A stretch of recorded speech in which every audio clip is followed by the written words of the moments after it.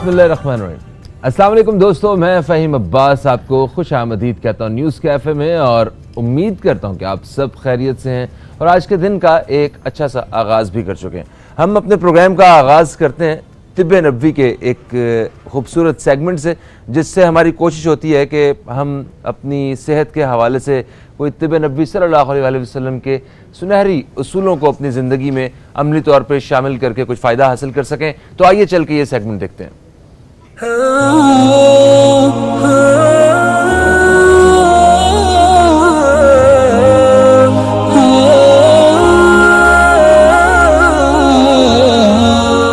Sinus infection एक ऐसा infection है जो नाक और हलक के रास्ते में जलन और सोजिश पैदा करता है। इसकी अलामात कुछ ऐसी हैं: शदीद सिर का दर्द और बुखार, नाक का बंद हो जाना, नाक और हलक में बेचैनी और तकलीफ, आंखों का खुजाना, चेहरे पर खुजाना, आंखों का जलन से सुर्ख हो जाना, पेट में गर्मी की शिकायत रहना। इसके असबाब में गैर कुदरती ग़िज़ाएं, मशरूब, माहौल और दवाइयों की वजह से ये मर्ज लाहक होता है। तिब्ब नबवी सल्लल्लाहु अलैहि वसल्लम के मुताबिक गाय के घी को अगर नाक में डाला जाए तो इसका बहुत फायदा है।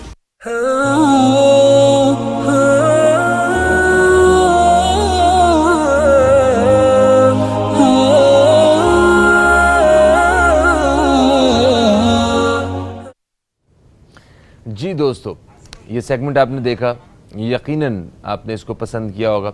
अब आगे बढ़ते हैं। मैं आपको बताऊं कि आज का जो हमारा प्रोग्राम है इसमें हमने बहुत ही एक अहम मौजू पे बात करना है और वो मौजू है कि मुल्की जो सियासी सूरत हाल है, इसकी वजह से जो हमारी मईशत है, जो मुल्की मईशत है, उस पर क्या असरात आ रहे हैं। यही हमारा आज का जो मौजू है। मैं आपको एक चीज़ और बताना चाहता हूँ यहाँ पे कि आज हमारी जो भी गुफ्तगू होगी, जो भी हमारा प्रोग्राम है, इसमें जो ख़ुसूसी तौर पे हमारे साथ आज ताबुन किया है मलका मसाले बनाने वाले। ये कहते हैं कि पाकिस्तान में पहली बार अब रेसिपी मसालों में शामिल किया गया है हिमालयन पिंक सॉल्ट। मलका मसाला पाकिस्तान में अपनी नौइयत का पहला ब्रांड है जिसने अपनी रेसिपी मसालों में आम नमक की बजाय 100% कुदरती और 3 बार साफ किया गया वाइटल हिमालयन पिंक सॉल्ट शामिल किया है, क्योंकि मलका मसाले जायके के साथ साथ अपने कस्टमर्स की सेहत को भी अव्वलीन तरजीह करार देते हैं। यह है मलका मसाले बनाने वालों का पैगाम। अब आते हैं आज के हमारे मौजू की जानिब। पिछले कई महीनों से हम ये देख रहे हैं कि मतलब अपोजिशन और हुकूमत के दरमियान कुछ पावर शो मतलब करने की कोशिश की जा रही है। हमारे लोग ज़्यादा हैं, हमारे पास अवाम ज़्यादा है, क्राउड ज़्यादा है, मेंबर ज़्यादा हैं, वोट ज़्यादा हैं।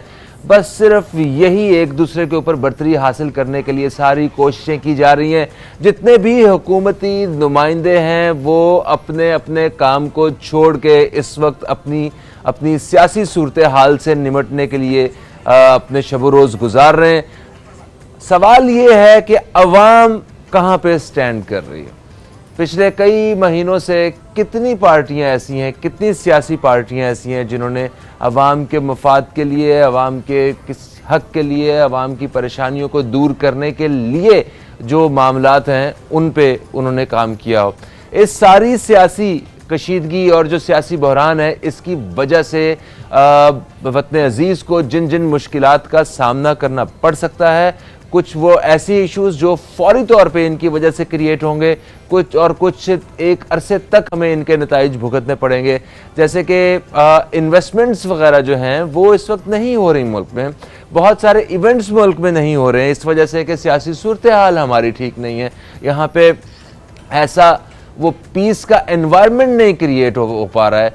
इंटरनेशनली भी चीज़ें जो हैं वो बहुत ज़्यादा डिस्टर्ब हो रही हैं। इवन हम देखें, अगर पड़ोसी मुल्क में देखें तो वहाँ पे भी जो इस सियासी सूरत हाल को वो अपने मफाद के लिए किस तरह इस्तेमाल कर रहे हैं। तो ये जो सियासी बहरान है, इससे हम कब निकलेंगे और क्या इस सारी जो सिचुएशन चल रही है, इसमें हमारा मुल्क का, अवाम का कहीं ना कहीं क्या कोई हल मौजूद है, या ये हमेशा की तरह हम जो एक बुरे से बुरे बद से बदतर की तरफ जाते जा रहे हैं हालात की तरफ, क्या ये उसी की एक कड़ी है? इसी हवाले से बात करेंगे। मेरे साथ आज स्टूडियो में बहुत ही अहम मेहमान मौजूद होंगे, उनका मैं तारुफ आपसे ज़रूर करवाता हूं, मगर एक छोटा सा वक्फा है, वक्फे के बाद आपसे मुलाकात हो रही है। कहीं मत जाइए, अब तक देखते रहिए न्यूज़ कैफ़े, देखते रहिए।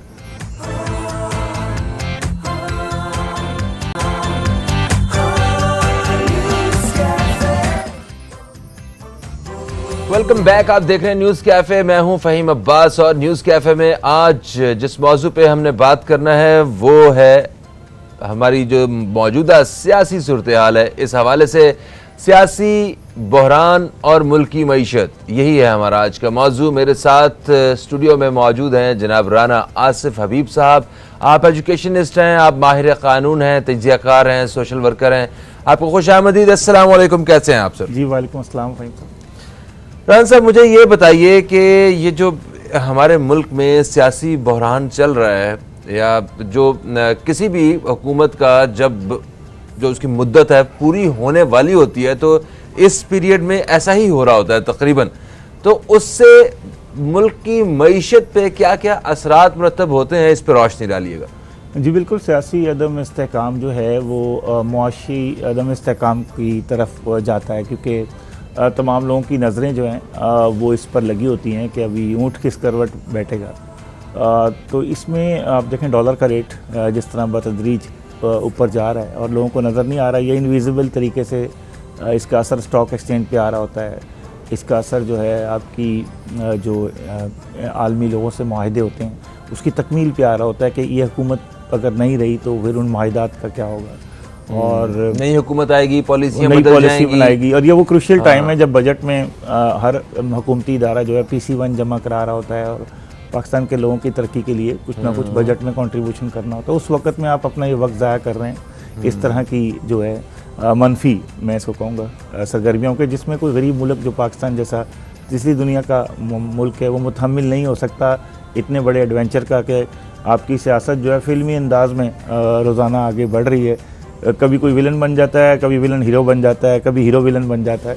तो क्या बात की आपने, एक अजीब सी सूरत हाल है और लोगों की नज़रें जो हैं ये टेलीविज़न के कैमरे पे लगी हुई हैं। उसमें तमाम जो इश्यूज़ हैं, जो असल इश्यूज़ हैं इस मुल्क के, गुरबत है, बेरोज़गारी है, लोगों का जो है बहुत बड़े पैमाने पर महंगाई का सामना है, वो इशू दब जाते हैं। और कानून साजी सबसे ज़्यादा मुतासिर होती है। जो कवानीन आपने बजट से पहले लाने होते हैं वो मुतासिर हो जाते हैं।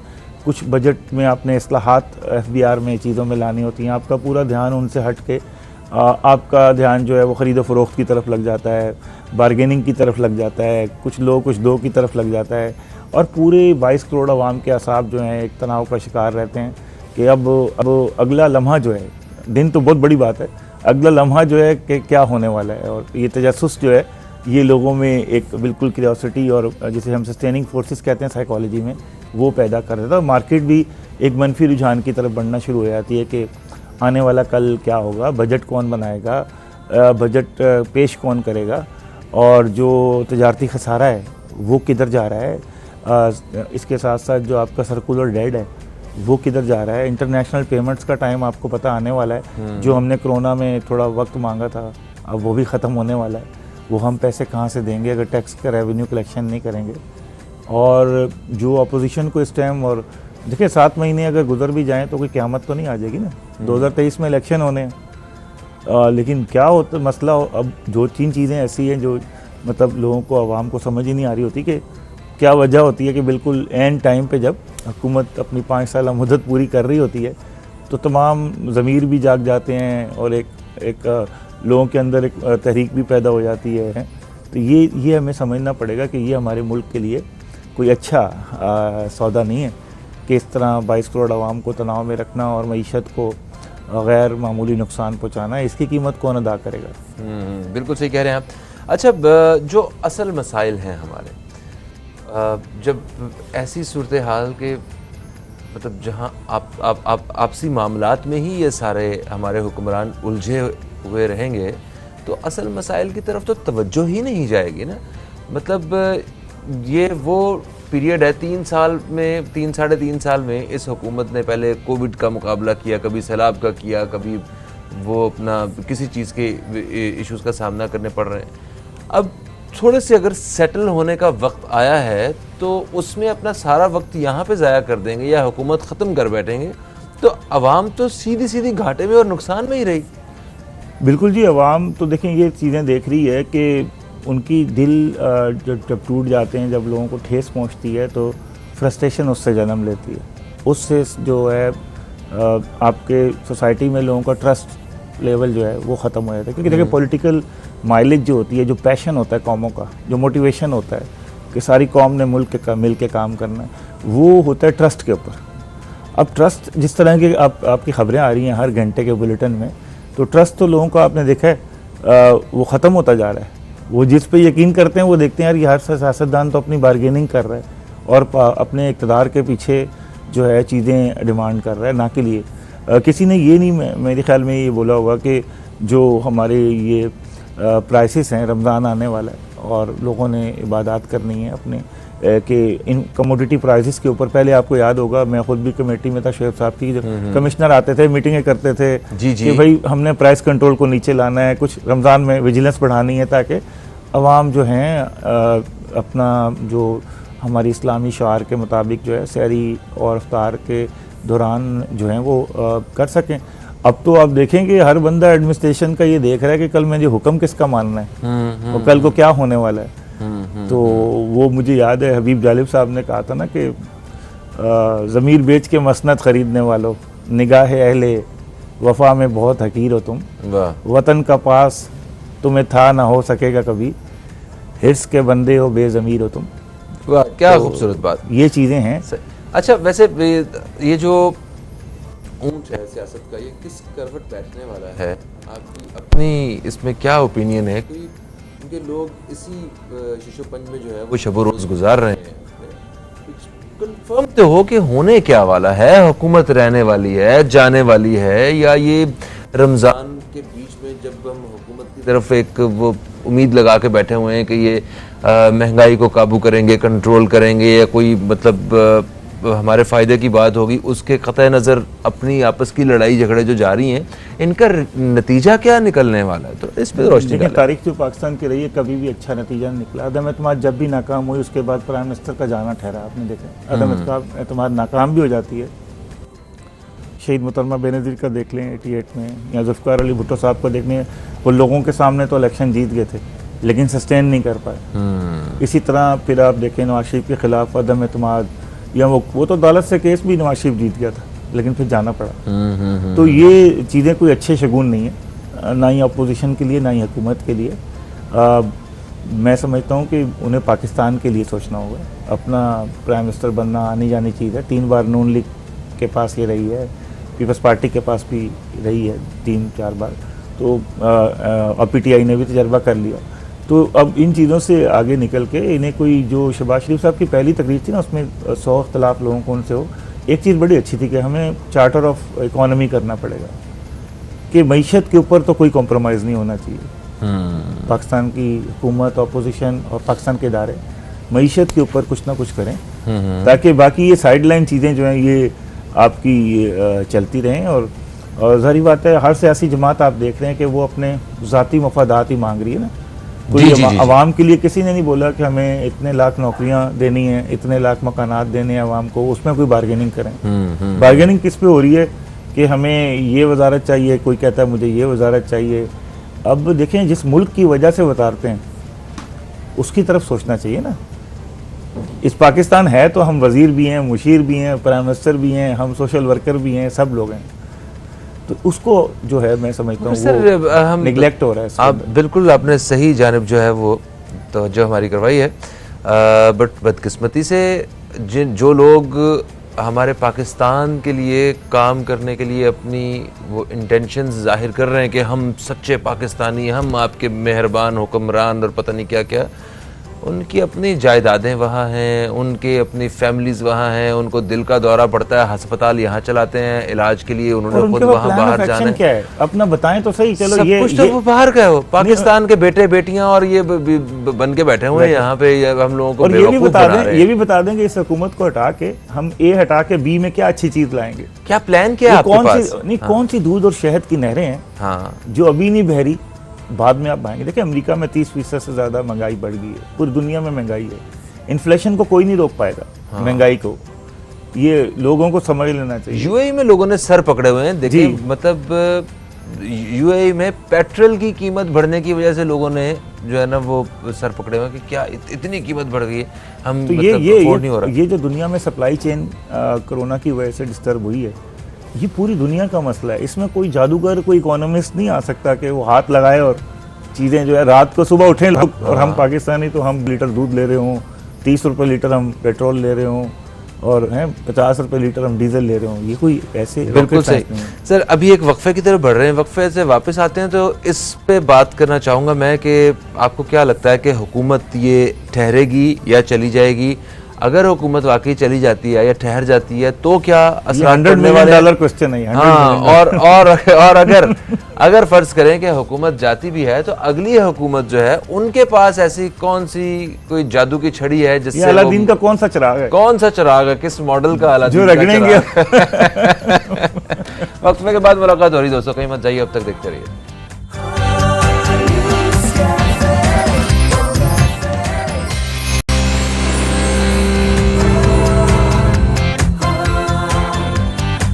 एक वक्फे के बाद आपको फिर से खुशामदीद। आप देख रहे हैं न्यूज़ कैफ़े, मैं हूं फ़हीम अब्बास और न्यूज़ कैफ़े में आज राना आसिफ हबीब साहब मेरे साथ मौजूद हैं जिनसे हम बात कर रहे हैं मौजूदा सियासी बहरान के हवाले से और जो मुल्की मईशत है इसके ऊपर पड़ने वाले असरात के हवाले से। वक्फे से पहले हमने कहा था कि जब वापस आएंगे तो बात करेंगे कि किसकी हुकूमत रहने वाली है, क्या होने वाला है, क्या इमरान खान साहब अपनी हुकूमत को बचाने में कामयाब हो जाएंगे। रोज़ाना की बुनियाद पे अलग किस्म की एक पिक्चर जो है नज़र आ रही होती है। कभी लगता है कि अपोजिशन का पलड़ा भारी है, साथ ही अगले ही लम्हे जो है ना वो हुकूमत का पलड़ा भारी होता है। ये वही फिल्म वाला ही एक जो है वो आपने कहा फिल्मी सूरत हाल है, बिल्कुल आपने सही लफ्ज़ इस्तेमाल किया। तो इस फिल्म का एंड क्या होने वाला है आपका? देखिए इसका तजुर्बा और जरा आपके, ये तो एक $100 मिलियन क्वेश्चन आपने कर दिया और मुश्किल तरीन सवाल कर दिया। लेकिन जिसने स्क्रिप्ट लिखा है इस फिल्म का, अब वो उन पे बड़ा डिपेंड करता है कि वो अब जो इत्तेहादी पार्टियां हैं, वो तो इत्तेहादी पार्टियां तो आपको पता है उनके लिए सांप और सीढ़ी का खेल है। अगर इत्तेहादी पार्टियां अपोजिशन के साथ जाती हैं तो फिर सीढ़ी शायद मिल जाए, अगर हुकूमत के साथ सस्टेन कर पाती हैं तो फिर उनकी अपनी कॉन्स्टिट्यूंसी में वो किस तरह वापस जाएंगे। उन्होंने वापस इलेक्शन की तरफ जाना है और इत्तेहादियों की बड़ी ट्रिकल सिचुएशन है कि कराची का मैंडेट जो है वो 85% एक जमात क्लेम करती रही है, जीतती भी रही, एकदम उसकी 17 सीटें निकल जाती हैं और फिर वो उन्हीं के साथ अगर अपने करती है चीज़ें तो क्या अपने वोटरों को क्या जवाब देते हैं। दूसरी तरफ उस अपोजिशन के साथ के जो जिनके साथ उनका बदतरीन तजर्बा रहा है, एमकेएम बार बार पीपल्स पार्टी के साथ आई, वो रूठना मनाना सास बहू वाला चक्कर वो चलता रहा, वो भी एक पीपल्स पार्टी और एमकेएम के तो अच्छा सास बहू की लड़ाई झगड़े में 1-2 दिन सुलह के भी होते हैं, मगर इनके ताल्लुक में कोई ऐसा माजी में नहीं नजर आया कि बड़े अच्छे ताल्लुकात भी रहे हों। मतलब मुझे याद है रहमान मलिक साहब जब फायर फाइटिंग करते थे, कूलेंट एक गाड़ी के रेडिएटर में नहीं होता ना कूलेंट, वो कूलेंट डालते रहे रहमान मलिक साहब, मलूम अल्लाह उन्हें जन्नत नसीब करे। तो वो रहमान मलिक साहब कुछ ऐसे बीच के लोग होते थे जो कूलेंट यूज करते थे, रेडिएटर फिर ठंडा हो जाता था, किरदार करते थे। और अब ऐसे किरदार भी नहीं रहे, सियासत में बहुत कम लोग रह गए हैं कि जिनका सबके ऊपर कंसेंसस हो। अच्छा ये भी मतलब कहा जा रहा है कि एस्टेब्लिशमेंट जो है वो यहाँ पे अपना एक किरदार अदा करेगी, इस बात में कितनी सदाकत है और ये क्या मामला है? देखिए पाकिस्तान में कॉन्स्पिरेसी थ्योरी तो आपने देखा शुरू से ही चलती रही कि एक साजिश है और एस्टेब्लिशमेंट कह रही है। एस्टेब्लिशमेंट ये थोड़ी इनको कहती है कि फलां फलां वजारत इत्तेहादी मांगे, एस्टेब्लिशमेंट ने किसको बोला चीफ मिनिस्टरशिप मांगो है? ये तो अपना किरदार है ना, इसको ओन तो करें। हुकूमत को भी चाहिए कि अपने आप को ओन करे, अपनी गलतियों को भी ओन करे, अपनी अच्छाइयों को भी ओन करे। हर चीज़ एस्टेब्लिशमेंट पे डाल देना। अब ये बोलें कि तुर्की में ज़ल्ज़ला भी एस्टेब्लिशमेंट की वजह से आया, तो ये तो फजूल बात है। अच्छा, जो बात हमें समझ नहीं आती ना, वो हम फौरन किसी पे डाल देते हैं, एस्टेब्लिशमेंट पे डाल देते हैं। जो हमारे नहीं, ये जो करवा रहा है ना, ये अमेरिका करवा रहा है। ये देखा ना, हर चीज के साथ कार लड़ाई हुई, वो भी कह रहे हैं अमेरिका दी वजह होगी लड़ाई। अब देखें, पाकिस्तान के लोगों को बुनियादी सहूलियात ना देना, इसमें एस्टेब्लिशमेंट कहाँ रोकती है लोगों को? करप्शन जो अदालतों के अंदर है, थानों के अंदर है, इसको खत्म करने से एस्टेब्लिशमेंट ने कब रोका है? ये थाने और अदालतों की दो करप्शन आपको बता रहा हूँ। और इस तरह ये चीज़ें पॉलिटिशियंस को जो है ना, वो फीडर वाले कॉन्सेप्ट से निकलना होगा, स्पून फीडिंग जिसको लोगों को बताते हैं। अच्छा, खुद पे भरोसा करना होगा। और फिर देखें, पाकिस्तान की एस्टेब्लिशमेंट जो है वो कब चाहेगी कि पाकिस्तान की मईशत को नुकसान पहुंचे? दुनिया की कोई एस्टेब्लिशमेंट नहीं चाहती कि उसकी मईशत को नुकसान पहुंचे। एग्जैक्टली। और दुनिया की कोई एस्टेब्लिशमेंट नहीं चाहती कि बजट के अंदर इतना बड़ा खसारा हो कि तनख्वाहें देना मुश्किल हो जाए। तो ये जरा लोगों को, जो हमारे नाज़रीन देख रहे हैं, समझना पड़ेगा कि हमेशा हम लोग खुद एक बंद गली में आए हैं और ऐसी गली में आए हैं कि जिसका दरवाज़ा कोई नहीं था। तो फिर मुल्क बचाने के लिए, या आखिरी जैसे हरबा कहते हैं, जो बहुत ही मुश्किल, और एक कहते हैं ना, अब इस्लाम में भी तलाक को जो है नापसंदीदा फेल का है। जी हाँ, जी हाँ, जी हाँ। लेकिन तलाक क्यों सरदर्द हो जाती है? कहीं तो पॉइंट ऑफ नो रिटर्न आया था ना। हाँ, बिल्कुल सही। तो फिर कोई ना कोई फैसला करना होता है। तो उस फैसले में आप देखें, कई बार इस्टेब्लिशमेंट आई है कि आपने नॉर्म्स ही चेंज कर दी, कि मियां नवाज शरीफ साहब ने आर्मी चीफ को ऐसे चेंज किया जैसे आप दफ्तर का अपने चाय पिलाने वाला चेंज करते हैं। तो फिर क्या ख्याल है, रिएक्शन तो आता है ना सर? बिल्कुल सही कह रहे हैं। तो इसी तरह ये सारे अभी भी मामला जो कर रहे हैं, ये उस तरफ क्यों लेके जा रहे हैं चीज़ों को, कि जहाँ डायलॉग और डिबेट खत्म हो जाए। सही। सर, ये जो पाकिस्तान में खत वाली सियासत है, खत का दौर वैसे एक अरसे से खत्म हो गया हुआ है। खत्म हो गया, अब तो SMS और व्हाट्सएप का ये सियासतदानों की जिंदगी से क्यों खत्म नहीं हो रहा? मैं आपको बताऊं, कभी एक इसी तरह का पर्चा आता है, ये कतरी खत है, ये कतरी खत है, ये पर्चा आता है, ये बेनजीर की वसीयत है, ये खत आता है, ये धमकी है। ये कहाँ से इनको आ जाते हैं, और इतने मतलब अवाम इसके ऊपर इतना यकीन कैसे कर लेते हैं? क्या है, जरा इस पे तो रोशनी डालें। देखिए, अफसोस है, सादा लोगों को धोखे देने वाली बात है। ये वो चीज़ें हैं जो आपको अपनी कॉन्फिडेंशियलिटी में और अपने पॉलिटिकल स्टंट के तौर पे नहीं इस्तेमाल करनी चाहिए। दो चीज़ें, दो मालिक तरक्की नहीं कर सकता, जो मज़हब को और जो अपने ज़ाती मफादात को अवाम के इस्तेमाल करे पूरा करने के लिए। दो चीज़ें आपको ये नुकसान पहुँचाती हैं कि बाद दफ़ा हमने देखा है, जब बिल्कुल आपकी सियासी मकबूलियत ख़त्म होने पे आती है तो आप मज़हब का कार्ड फेंक देते हैं। और जब आपकी सियासी मकबूलियत में कहीं कमी पेशी होती है तो आप कहते हैं जी दुनिया सारी फारिग है, 200 मुल्क फारिग हैं, और वो सिर्फ एक ही एजेंडे पे बात कर रहे हैं। ना सिंगापुर कह रहा है मुझे तरक्की करनी है, ना मलेशिया कह रहा है, ना अमेरिका कह रहा है कि उसे तरक्की करनी है। बस उन पर एक ही एजेंडा है कि उन्होंने एक साजिश करनी है, कैसे बंदे के खिलाफ कि जिसकी हुकूमत में ख़त्म होने में 6-7 महीने रह गए। तो आप खुद सोचें कि उसको क्या साजिश करने की ज़रूरत है कि जिसकी हुकूमत में रह ही 6-7 महीने गए। सही बात है। और फिर दूसरी बात है कि हमने, आप बताएं, कौन सा ऐसा इंटरनेशनल कोई कारनामा अंजाम दे दिया है कि जिसकी वजह से लोग हमारे खिलाफ साजिश करें? हमने कौन सी ऐसी चीज़ ईजाद कर दी है कि जिसकी वजह से 200 ममालिक बोलेंगे पाकिस्तान ने अगर ये ना दी तो हम मर जाएंगे? हाँ, सही बात। ऐसा हमने कौन सी फाइजर से अच्छी वैक्सीन बना ली है कि जिसके लिए दुनिया मरेगी, लेकिन हमने देनी नहीं है उनको। तो हम तो डिपेंडेंट कंट्री हैं। हमारी हेल्थ, हमारी जो है WHO के मरहूने मिन्नत है, इंटरनेशनल डोनर के, हमारे चिल्ड्रन जो है यूनिसेफ के मरहूने मिन्नत हैं। तो हम तो एक वो है डिपेंडेंट कंट्री हैं कि जो दुनिया की इमदाद के ऊपर चल रहे हैं। इस वक्त जब हम शो कर रहे हैं तो USAID के पाकिस्तान में सैकड़ों नहीं हज़ारों प्रोजेक्ट चल रहे हैं जो उनकी इमदाद से चल रहे हैं। जो पॉलिसीज़ की मीटिंग हो पाती है वो पैसा नहीं दे, यूरोपियन कमीशन तो हम कर ही नहीं सकते वो meeting. Pakistan China health corridor और इस तरह के बहुत सारे प्रोजेक्ट्स हैं जो पाकिस्तान में मुश्तरका तौर पे चल रहे हैं अवाम की फलाह व बहबूद के लिए। जी जी। और रफ़ाही प्रोजेक्ट्स की बात, रफ़ाही। और मैं बताऊं कि वो ममालिक जिस तरह हम पोर्ट्रेट करते हैं ना कि हमें फ़लाँ चीन ये बोल रहा है, रूस हमें ये बोल रहा है, ऐसे नहीं दुनिया की इंटरनेशनल पॉलिटिक्स चलती। वो हमसे क्या, हम इतने भी मतलब वो नहीं है कि हमारे पास हीरे लगे हों और हीरे की कानें ढूंढने लोग हमारे पास आ रहे हैं और साजिशें कर रहे हैं हमारे खिलाफ। आपने दो चीज़ें मजबूत करें, आप अपनी मईशत मजबूत करें और आपकी सियासी इक़दार मजबूत हो। बिल्कुल सही। तो पॉलिटिकल वैल्यूज स्ट्रांग है तो आपके खिलाफ कोई भी साजिश नहीं चल कर सकती। सही सही, बिल्कुल सही कहा आपने। अभी आखिरी क्वेश्चन होगा ये आपसे, प्रोग्राम का वक्त अपने ख़त्म की तरफ आ रहा है तेज़ी से। ये बताइए कि अगर मतलब अभी कुछ अरसे बाद जो भी मतलब हुकूमत को गिराने की कोशिश की जा रही है, अगर वाकई हुकूमत गिर जाती है या अपना वक्त पूरा करने के बाद भी जो अगली हुकूमत आती है, अगर ये इमरान खान नहीं आते, कोई दूसरे लोग आते हैं, तो उनके पास क्या ऐसा प्लान हो सकता है, या लोग किस प्लान के तहत किसी और को लेके आएंगे जिनके पास मुल्क को हल करने का सारा कुछ ना कुछ तो होगा ना? जी बिल्कुल, ये तो देखिए अभी तक किसी सियासी जमात ने कोई अल्टरनेटिव प्लान नहीं दिया कि मिसाल के तौर पे वो क्या करेंगे, वो इन्फ्लेशन को नीचे लाएंगे, डॉलर्स को कंट्रोल करेंगे, या वो मईशत के अंदर जो है टैक्स का रेवेन्यू सर्कल बहुत इतना बढ़ा देंगे 5,000 या 10,000 या 1 लाख या 70,000 अरब रुपए का, कि जिससे एक मईशत की हालत ही चेंज हो जाएगी। तो वो तो आप देखें, जो अपोजिशन की जमातें आप ले लें तीनों, उनके पास कौन से ऐसे माहिर माशियात हैं। और अभी प्लान भी शेयर नहीं किया नहीं, और बता दें इसाक डार है, वो इसाक डार साहब आपको पता है किस हालत में है वहाँ पे। बिल्कुल फिर आप बता दें पीपल्स पार्टी के पास जो कैसर बंगाली साहब हैं, बेनज़ीर इनकम, सारे ही वो तो ऑप्शन ट्राई कर चुके हैं ना। क्या ख्याल है, पूरे 5 साल मिले, 8 से लेके 13 तक। हाँ। तो इसी तरह मौलाना फजल रहमान साहब को बहुत मौका मिला कश्मीर कमेटी में। तो ऐसी कौन सी गिदड़ सिंगी है इनके पास? मुझे तो कोई ऐसी नजर नहीं आती कि जिससे आते ही रात ही मुल्क की तकदीर बदल जाएगी और नौकरियों के अंबार लग जाएंगे और घर घर लोगों को मिलना शुरू हो जाएंगे। ऐसे तो थैंक यू सो मच, आप तशरीफ लाए भाई। हमारी दुआ है कि जो भी हो वो पाकिस्तान और पाकिस्तानियों के लिए अच्छा हो।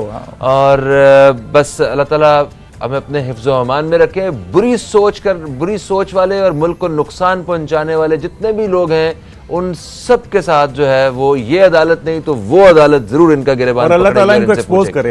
एग्जैक्टली। इंशाल्लाह आपसे कल फिर मुलाकात होगी। कल तक के लिए मुझे और न्यूज़ कैफे की टीम को दें इजाजत। खुदा हाफिज। पाकिस्तान जिंदाबाद।